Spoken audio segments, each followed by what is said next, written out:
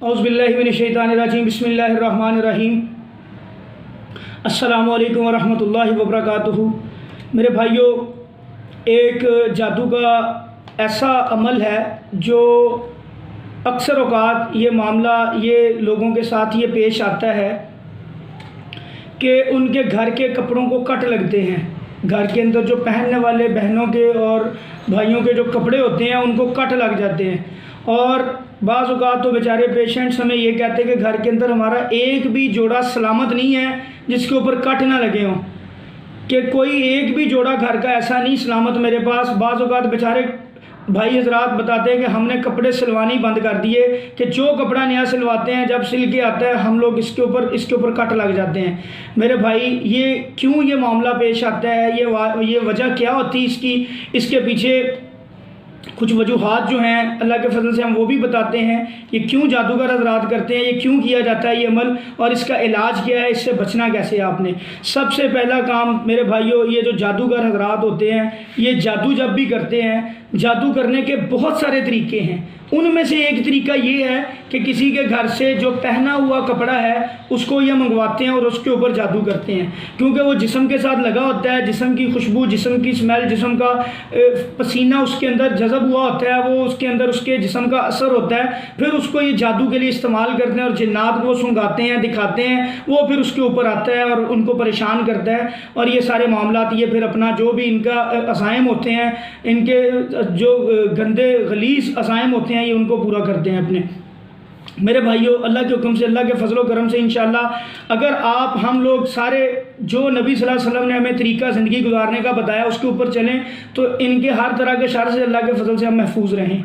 अब यहाँ पे जादूगर हज़रात क्या करते हैं, इसकी जो वजूहात हैं वो मैं चंद आपके सामने इंशाअल्लाह जिक्र करता हूँ कि जादूगर हज़रात क्या करते हैं। या तो घर के अंदर कोई नुकरानी या कोई घर का फ़र्द, कोई रिश्तेदार वगैरह जो भी हासिद है, जो भी कोई जादू करने वाला होता है, करवाने वाला होता है, वो क्या करता है, वहाँ से वो उन अफराद का या तो कपड़ा चोरी करके ले जाके जादूगर को दे देता है, या वो किसी मुलाजमा की मदद लेते हैं, मुलाजिम की मदद लेके वो कपड़ा मंगवाते हैं। बाज़ औक़ात जादूगर हज़रात क्या करते हैं, जिन्नात को भेज के ये कट लगवाते हैं।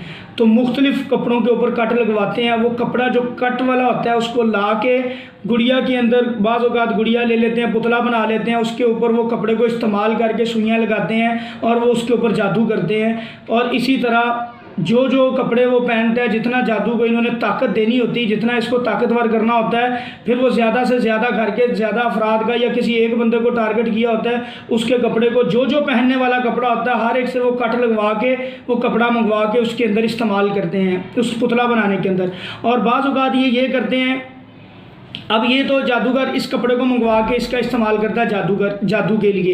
बाज़ औक़ात क्या होता है कि जिन्नात, शैतान जिन्नात जो होते हैं ये इंसान को, उस घर वालों को, उनके बासियों को तंग करने के लिए भी अमल करते हैं कि चीज़ों को गुम कर दिया, चीज़ों को छेड़खानी की, एक चीज़ को उठा के यहाँ से दूसरी जगह पर रख दिया, कपड़ों को काट लगाए ताकि ये बंदा परेशान हो, इसको हम परेशान करें।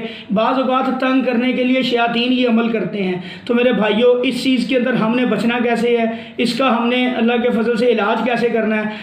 जिनके साथ, जिन घरों के अंदर ये मामला पेश आ रहा है, सबसे पहले जब वो घर में दाखिल होते हैं ऊंची आवाज़ में अस्सलामु अलैकुम बिस्मिल्लाह पढ़ें, अस्सलामु अलैकुम पढ़ें और घर में दाखिल होने की दुआ पढ़ें। अल्लाह के नबी हज़रत मोहम्मद सल्लल्लाहु अलैहि वसल्लम ने फरमाया, जो बंदा ये दुआ पढ़ लेता है, घर में दाखिल होने की दुआ पढ़ लेता है, उस घर से कोई शैतान मरदूद उस घर के अंदर रहता नहीं है, बल्कि शयातीन एक दूसरे को कहते हैं चलो भी उठो, अब हम इस घर में रात नहीं गुजार सकते, हम इस घर में रह नहीं सकते, और उठ के उसी वक्त उस घर से चले जाते हैं। तो ये दुआ पढ़ें, अल्लाह के हुक्म से जो भी जिन्नात होंगे वो आपके घर से बाहर निकल जाएंगे इंशाअल्लाह।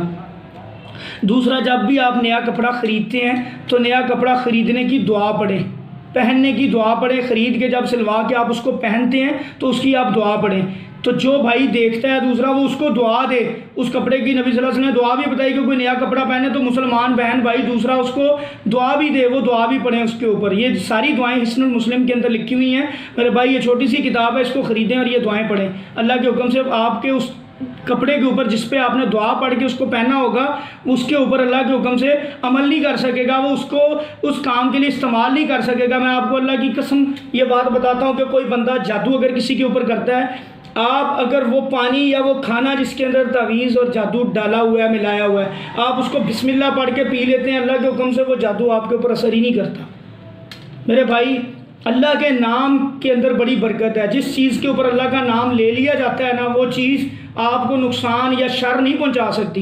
तो आपने क्या करना है, आपने बिस्मिल्लाह पढ़ के अगर जादू का वाला पानी भी पी गए तो वो आपको नुकसान नहीं देगा।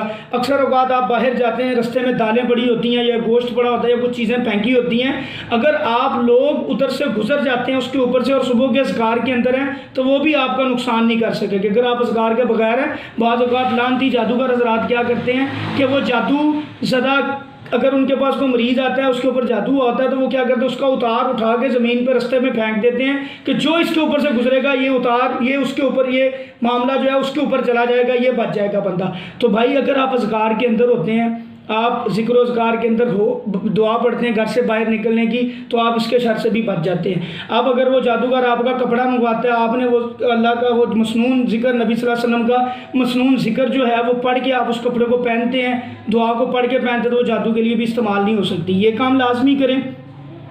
दूसरा, घर के अंदर दाखिल होने की दुआ लाजमी पढ़ें। और ऐसे घर के अंदर क्या करें जिस घर के अंदर ये होता है, अज़ानें दें, चारों कोनों में अज़ानें दें, फलक नास पढ़ें। ये बात हम कई प्रोग्राम्स के अंदर बता चुके हैं। जिस घर के अंदर सेब हो, जादू का मसला हो, उस घर में जब भी अज़ानों का क्यों इतना अज़ानों के ऊपर जोर दिया जाता है, क्योंकि नबी सल्लल्लाहु अलैहि वसल्लम ने फरमाया कि जब अज़ान जिस जगह पे दी जाती है वहाँ से शैतान हवा खारिज करता हुआ भाग जाता है। आप घर के चारों कोनों में अज़ानें दें, फलक नास पढ़ें 7-7 दफ़ा, 7 सूरह बकरा की आखिरी 2 आयात की तिलावत करें। अल्लाह के फजल करम से ये काम 7 दिन करें, 21 दिन करें। इस घर के अंदर से जो भी असर है, जिस घर में ये मामला पेश आता है, ये जितना शयातीन जो है अल्लाह के हुक्म से दफ़ा हो जाएंगे, निकल जाएंगे, ये आपके साथ मामला नहीं होंगे इंशाअल्लाह।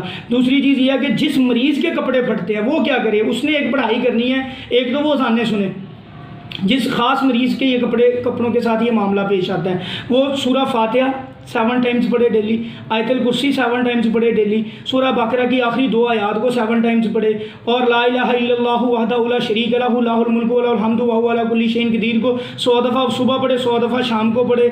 और इसके साथ साथ सूरह मोमिनून की 2 आयात हैं, उनको उसने आयत नंबर, सूरह मोमिनून की आयत नंबर 97 और 98 है ग़ालिबन, या 96 या 97 है, इसको वो पढ़े 2 दफ़ा, इसको 7-7 दफ़ा ये पढ़े सुबह शाम, और इसके साथ फलक नास पढ़े 7-7 दफ़ा।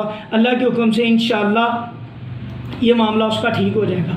इसको अपनी पढ़ाई रोज़ाना का मामूल बना ले, 5 वक्त की नमाज़ पढ़े, ज़िक्र असगार की पाबंदी करे, सुबह शाम के असगार की पाबंदी करे। अल्लाह के हुक्म से इंशाअल्लाह ये मामला ठीक हो जाएगा चंद दिन के अंदर। इसको अल्लाह के ऊपर ईमान रख के करेगा, इंशाअल्लाह ये मामला उनका ठीक हो जाएगा। अस्सलामु अलैकुम व रहमतुल्लाह।